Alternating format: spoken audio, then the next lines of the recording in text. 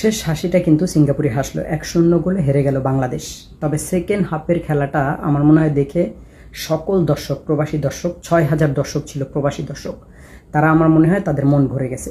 কারণ বাংলাদেশ সেকেন্ড হাফে খুব ভালো খেলছে এবং একটা আমাদের গোল হতো যেটা বার পোস্টে লেগে গেছে, ব্যাড লাক, কিছু করার নেই।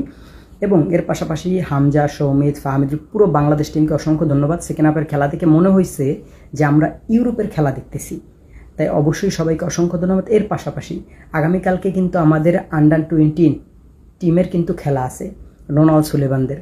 এখানে আমি বলি যে আপনারা ভুল করা যাবে না, আমি আবারও আজকে মেসেজটা দিয়ে রাখি, এখানে ডেকলান সুলেভান এবং ইব্রাহিম নাওয়াজ তাদেরকে প্রথম থেকেই খেলাবেন, কারণ কালকের ম্যাচ হচ্ছে নকআউট। যদি এখানে আমরা হেরে যাই সাথে সাথে বাদ। আমাদের বড় দল ভালো খেলছে, তারা ভালো কিছু আগামীতে ইনশাল্লাহ করবে, কিন্তু আমরা একটা না একটা জয় দেখতে চাই। আগামীকালকের ম্যাচে আমরা জয় দেখতে চাই অবশ্যই।